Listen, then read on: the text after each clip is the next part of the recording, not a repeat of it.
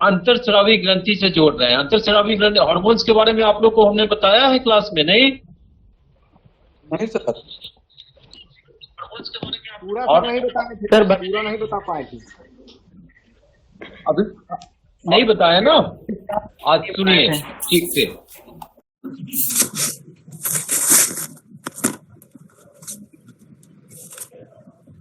हमारे मानव शरीर में अंतरस्रावी ग्रंथि है, उसे ही हम अंग्रेजी में एंडोक्राइन सिस्टम के नाम से एंडोक्राइन ग्लैंड्स कहते हैं। वही अंतरस्रावी ग्रंथि हो जाती है, उसी को एंडोक्राइन ग्लैंड कहते हैं। तो वह अंतरस्रावी ग्रंथि का क्या काम है, आप इस तरह से जाने। अंतरस्रावी ग्रंथि जो है वह हमारे शरीर के भीतर हार्मोन्स का सेक्रेशन करती है। सेक्रेशन करती है मतलब श्रावण करती है शरीर के भीतर ही। और हार्मोन्स का काम है और हमारे मानव जीवन के लिए, हमारे विकास के ठीक ठाक के लिए जब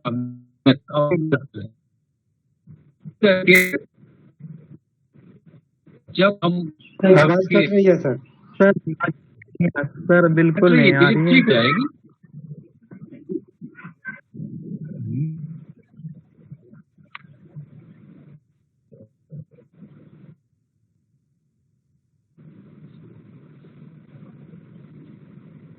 तो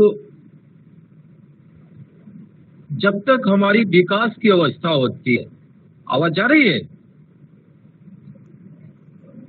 जी सर। जी सर। हाँ चलिए, आएगी।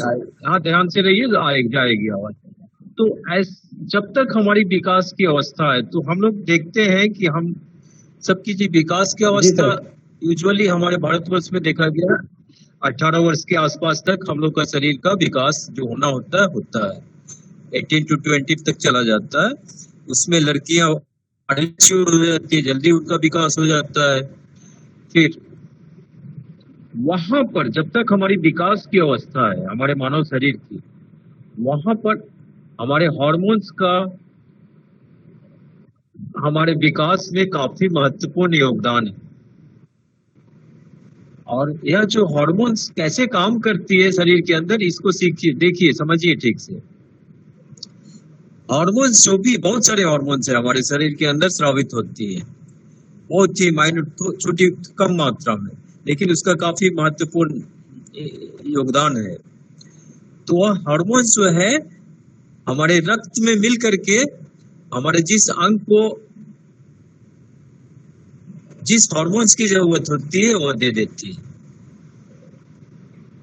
क्योंकि आप इतना तो जान गए कि हमारे शरीर में रक्त का संचार हमेशा होता रहता है जब तक हम जीवित हैं।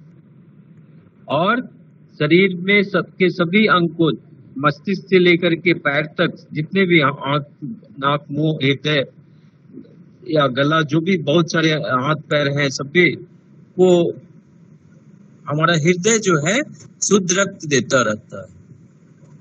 उसी शुद्ध रक्त में सारी की सारी पौष्टिक तत्व होती है, जिसको कि न्यूट्रिशनल एलिमेंट्स कहते हैं। वही हमारे शरीर की पूरी विकास में मदद करती है, या शरीर को शारीरिक रूप से स्वस्थ रखती है। तब जाकर के हमारा मानसिक विकास होता है। उस शुद्ध खून में जो कि शरीर के सभी अंगों को मिल रहा है, जिससे कि हमारा शरीर मजबूत होता है, शारीरिक रूप से हम मजबूत होते हैं, स्वस्थ होते हैं, और हमारा शरीर का सभी अंग सुचारू रूप से काम करता है। उसी में हार्मोन्स जो है, हार्मोन्स अलग अलग जगह पर है, जो कि कुछ का नाम आज मैं बताऊंगा मुख्य का।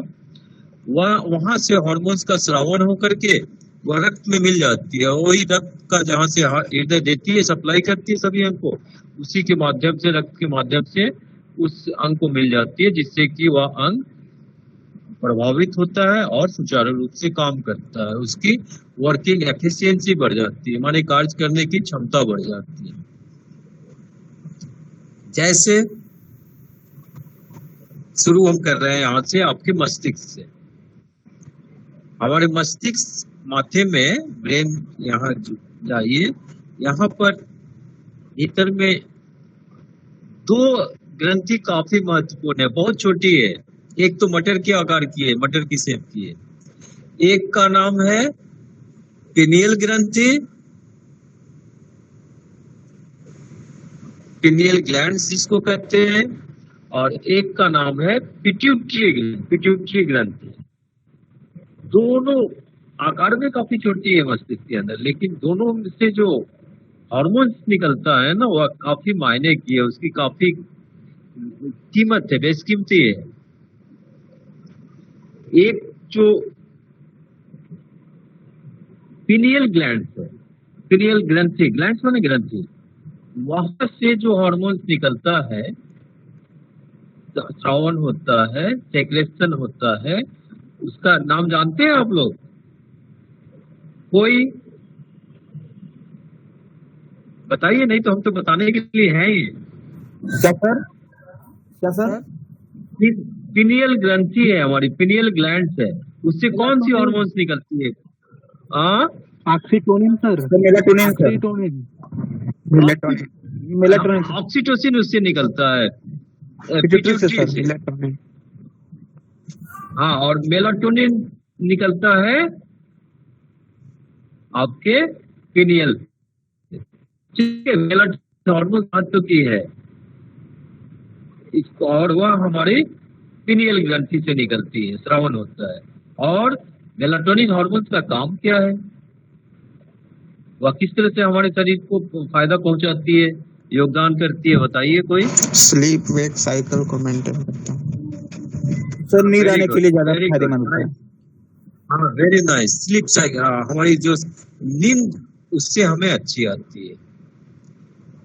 तो अगर हमें मेलाटोनिन हार्मोन्स का स्रावन होता रहे जितनी शरीर को जरूरत है पर्याप्त मात्रा में, तो हमें एक अच्छी नींद आएगी, साउंड स्लीप आएगी।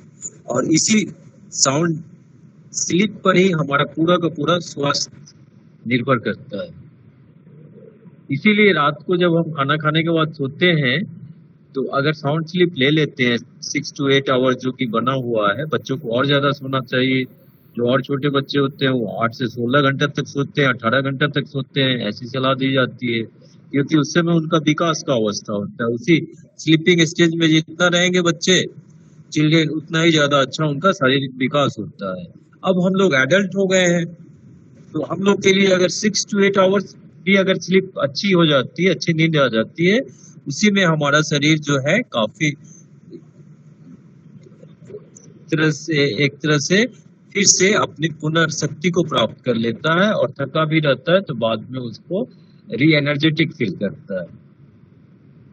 और जब सुबह उठता है तो काफी लगता है कि एनर्जेटिक है।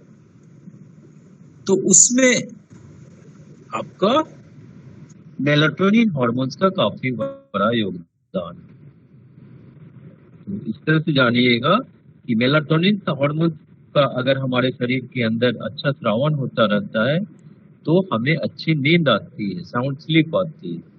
इसीलिए डॉक्टर, चिकित्सक अच्छे जो होते हैं, तो कोई भी परेशानी जब कोई मरीज जाता है उनके पास या हम आप जाते हैं, तो वहां पर उनकी कोशिश होती है, वो पूछते हैं कि अच्छा बताइए, आपको जो भी उनको परेशानी हो, रोग हो, पूछते हैं कि अच्छा बताओ तुम्हें रात को अच्छी नींद आती है कि नहीं। तो उसी से उस लक्षण से ही पकड़ लेते हैं कि अगर उसको अच्छा नींद आता है तब तो वह ठीक हो जाएगा जल्दी, और कोई बात होगी, सिम्टम्स जानना चाहते हैं। और वही नींद में डिस्टरबेंस होगी तो शरीर जो है अच्छा नहीं काम कर पाता है, शरीर में कोई परेशानी आ जाएगी, टेंशन हो सकता है, आपको डिप्रेशन हो या हाई बीपी हो, बहुत सारे तनाव वगैरह कोई वजह हो सकती है, तो यह सब आपको घेर लेगी। तो बहुत जरूरी है कि हमें रात को कम से कम अच्छी नींद आए, 6 to 8 आवर्स। उम्र जैसे जैसे ढलती है तो आदमी कम सोता है, 6 घंटा 4 घंटा ही सोता है, और काफी जो एक्टिव होता है, एक्टिव मतलब काफी कार्य करने वाला जो होता है। माँ आप भी हो सकते हैं, मैं भी हूँ, आप वही। तो वहां पर देखिए के बाद 4 घंटा 5 घंटा भी सोए तो वो पूरा आप नींद हो जाती है, उसी में वो फुल रिकवरी हो जाती है। अभी आपके स्टूडेंट लाइफ में आप कोशिश कीजिएगा और सोइएगा, 10 बजे सो जाए, 11 बजे सो जाए, लेकिन आदत डालिए कि अर्ली इन द मॉर्निंग सूर्योदय से पहले जगने का प्रयास करो, उसका कहीं और ज्यादा फायदा है। क्योंकि साइंटिफिकली बॉडी की ऐसी मैकेनिक है ना, जो कि और सूर्य की रोशनी से और प्रातः का जो वायु होता है वह काफी शुद्ध होती है, साफ होती है, सबका असर शरीर पर पड़ता है। तो इतना आप में ये होना चाहिए, अवेयरनेस होना चाहिए, जागरूक रहे कि हम साफ सुथरे वातावरण में रहें और हमें आपको अच्छी कम से कम 6 से 8 घंटे तक नींद अच्छी मिले रात को, अगर हम सोते हैं। और बच्चों को जहां तक बात है, बच्चों के लिए जो है ज्यादा बड़ा है। बच्चे जो सोते हैं तो उनको माँ का देती है, 16 घंटा का सोता है, क्योंकि स्लीपिंग सुप्त अवस्था में जो है उसका शरीर का विकास ज्यादा होता है, उसकी उम्र होती है उस समय, क्योंकि वो बाल्यावस्था है, किशोरावस्था है, एडोलेसेंस, कौन फेज है, सब में शरीर क्या होता है, प्यूबर्टल स्टेज है, बढ़ता रहता है। तो वहां पर रेस्टिंग फेज में ज्यादा वो बढ़ेगा, आराम की अवस्था में ज्यादा उसका विकास होगा। इसलिए बच्चे को जितना ज्यादा सोने देना चाहिए। माँ वही करती है, अच्छी माँ या अच्छे चिकित्सक यही सलाह देते हैं। कभी कभी जो होता है कि बाल्यावस्था में या किशोरावस्था में हमारे शरीर का अच्छा विकास नहीं हो पाता है, तो माँ तो समझ जाती है, क्योंकि माँ से अच्छा केयर करने वाला तो हम लोग का कोई है नहीं, बचपन में वही केयर की, तो डॉक्टर के पास चली जाती है, कहती है आज भी ऐसा होता है, कोई कोई केस हो जाता है, तो डॉक्टर बाल रोग विभाग में चली जाती है, पेडियाट्रिक्स जिसको बोलते हैं। वहाँ कहती है डॉक्टर साहब देखिए ना, मेरा बेटा मेरी बेटी इतनी 8 साल की हो गई, 12 साल की हो गई, लंबी नहीं है, ये उसकी लंबाई और बढ़नी चाहिए, या देखिए तुतलाती है, या देखिए उसका आँख की रोशनी पूरी ठीक नहीं है, या कान की से ठीक से सुन, ये सब परेशानी होती है। तो ये सब का मुख्य वजह जो है, उसको अच्छी नींद नहीं, पर्याप्त नींद नहीं मिल पाती है, इसीलिए उसका अच्छा शरीर के अंगों का विकास में और आती है, बाधा आती है, ऑब्स्टेकल्स आती है। वहां पर आज के दिन में हमारी चिकित्सा विज्ञान इतनी आगे निकल गई है कि चिकित्सा डॉक्टर्स जो हैं आज बच्चों मेलाटोनिन हार्मोन गोली निकल, बच्चों को मेलाटोनिन की गोली दीजिए, तब इसका जाकर के अच्छा नींद आएगा, तब उसका शारीरिक विकास अच्छा हो जाएगा। तो यहाँ इसको भी समझिएगा। तो मेलाटोनिन हार्मोन की काफी अहमियत। उसके बाद जो बोले थे आप, पीनियल ग्रंथि के बगल में पिट्यूटरी है, पिट्यूटरी और जो है ग्रंथि, उससे हमारा जो हार्मोन्स मिलता है वह जो है ऑक्सीटोसिन कहलाता है, ठीक है। ऑक्सीटोसिन हार्मोन्स का क्या काम है? जैसे मेलाटोनिन का तो आप समझ गए, मेलाटोनिन हार्मोन से आपको अच्छी नींद मिल रही है, ऊपर स्लीप अच्छी। ऑक्सीटोसिन से क्या मिलेगा फायदा आपको? से हैप्पीनेस हाँ फीलिंग होती है बोलिए। सर, हाँ वेरी गुड, हैप्पीनेस बहुत फीलिंग अच्छा। होती है, हाँ ये रिलैक्सेशन इससे कंट्रैक्शन आनंद, बिल्कुल ठीक, उससे हमें आनंद की अनुभूति होती है, हम चीयरफुल फील करते हैं, हैप्पीनेस फील, ठीक है, बहुत अच्छा। तो कहने का मतलब हमारा मूड, आपका मूड अच्छा रहता है। आप स्टूडेंट्स हैं तो अगर आप अच्छे आनंद की अनुभूति करेंगे तो आपका पढ़ने में मन लगेगा, आपकी स्मरण शक्ति अच्छी होगी, ज्यादा देर तक आप अच्छा पढ़ ले जाएंगे बिना थके, तो यह फायदा आपको मिलेगा। तो इसी उसमें आप हाँ ठीक है भैया, चल रहा है ठीक। उसमें प्रयास आपकी होगी, ऐसा कुछ योग आसन करते रहें, कुछ कुछ ऐसे योगासन हैं जो कि आप नियमित करते रहेंगे तो उसके माध्यम से यह सब हार्मोन्स जो है आपको मिलती रहेगी पर्याप्त मात्रा में। तो ये फायदा है योग का, विशेष करके योगासन का, जिससे कि यह सब हार्मोन्स आपको देती रहती है शरीर में। ऐसे अगर आपका अगर शरीर स्वस्थ है तो स्वतः मिलता रहेगा हर हार्मोन्स। कोई ये होती है बाधा कहीं आती है बीच में रुकावट, तो इसीलिए सलाह दी जाती है कि योगासन करते रहो। योगासन करते रहने से भी शरीर में सभी हार्मोन्स मिलते रहेंगे। जैसे आपको मेलाटोनिन है और ऑक्सीटोसिन है, दोनों हार्मोन्स जो हैं आप जान गए कि हमारे मस्तिष्क में है, दोनों ग्रंथि वहीं से निकलती है। उसके लिए आप कोशिश कीजिए, अच्छा होगा शीर्षासन कर लेते हैं तो अच्छा है, और नहीं कर पाते हैं तो भी कोई बात नहीं है। आपकी कोशिश होगी कि आप सर्वांगासन और हलासन करते रहें। उससे भी हमारे मस्तिष्क पर रक्त का संचार ज्यादा होता है, तो रक्त ज्यादा जाएगी, ग्लूकोज ज्यादा मिलेगा उसको, तो वह जो है ब्रेन का फंक्शनिंग अच्छा होगा। उसी के अंदर है आपका पिट्यूटरी ग्लैंड्स भी है, पिनियल ग्लैंड्स भी है, तो दोनों काफी एक्टिवेट हो जाएंगे। नतीजा होगा दोनों से जो हार्मोन्स निकलती है पिनियल से, पिनियल ग्रंथि से आपको मेलाटोनिन हार्मोन्स का अच्छा स्रावन होगा, और फिर बगल में ये है पिट्यूटरी है, तो उससे ऑक्सीटोसिन मिलता रहेगा। माने आपको अच्छी नींद भी मिलेगी और आप प्रसन्नचित भी रहेंगे, आनंद की भी अनुभूति करेंगे। तो इसके लिए आप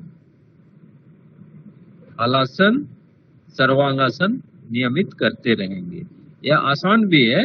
शीर्षासन में परेशानी होती है बहुत को, किसी को हाई बीपी होता है तो सबको नहीं करना चाहिए, लेकिन हलासन सर्वांगासन करते रहिए।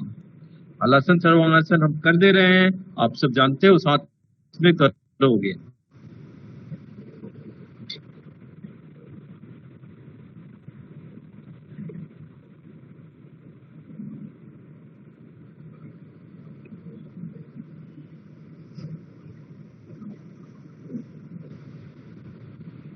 आराम से लेट जाइए, चित सर दिख नहीं रहा सर। बगल में रखिए। दिख नहीं रहा है? नहीं। अब दिख रहा है? दिख रहा है कुछ? नहीं तो सर।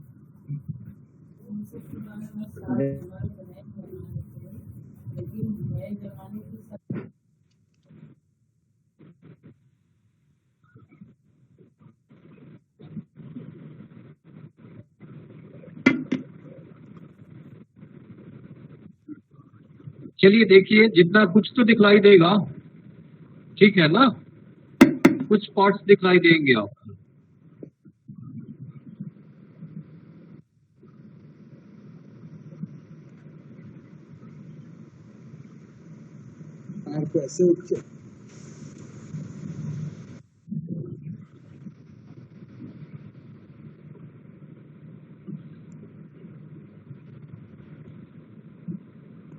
इसी को पूरा पीछे ले जाएंगे, हाथ को ऐसे नीचे कर दीजिए, फिर पीछे ले जाएंगे।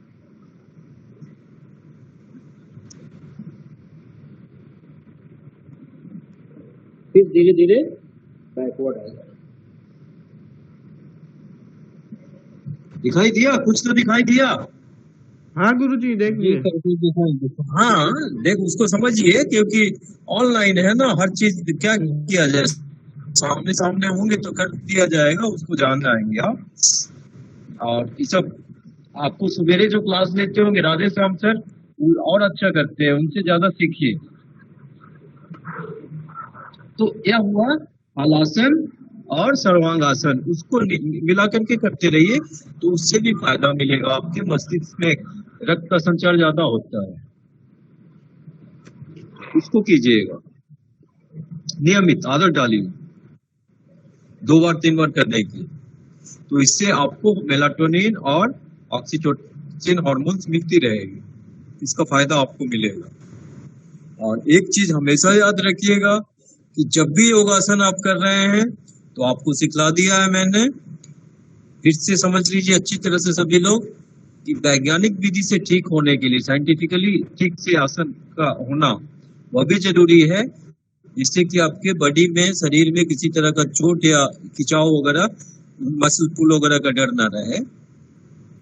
क्या करना है कि एक आसन अगर हम करते हैं जो कि चित्त की मुद्रा में होती है, चित्त को कहते हैं सुपिनेशन, तो आपका प्रयास होगा कि ठीक उसके बाद वाला जो आप आसन चुने वह जो है पट मुद्रा में होगी, मतलब प्रोनेशन में होगी। इतना आप सबको एकदम जानते रहिएगा, इसको गलती नहीं कीजिएगा, हमेशा स्मरण रहेगी आपको।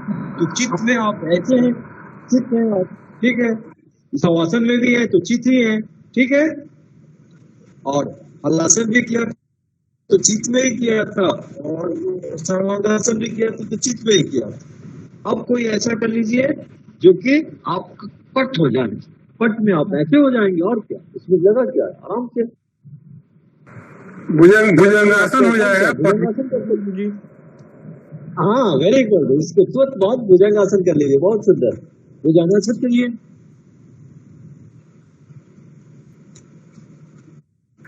काउंटर होना चाहिए। हाँ, काउंटर, मेरे कहने का मतलब यही है, ठीक है ना। तो इसका फायदा आपको मिलेगा क्या कि शरीर में जो है किसी तरह की कोई मसल पुल वगैरह या खिंचाव नहीं होगा, कोई इंजरी से आप बच जाएंगे और आनंद की अनुभूति भी मिलेगी, एंजॉय करेंगे आप। तो इस तरह से आनंद, योगासन का फायदा इस तरह से लीजिए आप। फिर आराम से जब भी बैठे ऐसे बैठिए, सुखासन में बैठिए, पद्मासन में बैठना बहुत ही अच्छा है। अगर ध्यान वगैरह लगाते हैं तो ध्यान लगाते समय पद्मासन में बैठना सबसे अच्छा है, नहीं हो पाता है तो सुखासन में बैठ जाइए। और वज्रासन में भी बैठना बहुत अच्छी आदत है, क्योंकि आप जान गए हैं कि वज्रासन एक ऐसा है जो कि खाके भी कर सकते हैं। तो रात में खाना खाने के बाद 10 मिनट टहल करके वज्रासन में 15 मिनट बैठ करके कुछ लिख लो, आप कुछ लिख लीजिए, या कोई अच्छा कोई चैप्टर याद करना है तो वो कर सकते हैं आप, आराम से बैठ गए वज्रासन में। और इसी हालत में कोई किताब देख रहे हैं, कोई चैप्टर या कुछ लिखना है तो हम लिख रहे हैं। प्रयास आपकी होगी क्या कि आपकी रीढ़ की हड्डी सीधी रहेगी और आपका नेत्र का भी अच्छा ही होगा, ज्योति भी अच्छी रहेगी। और लिखते रहिए। सबसे बड़ा फायदा क्या होता रहा है इस आसन में बैठने का, पाचन क्रिया अच्छी होती रह रही है। इसीलिए रात को सलाह दी जाती है कि रात को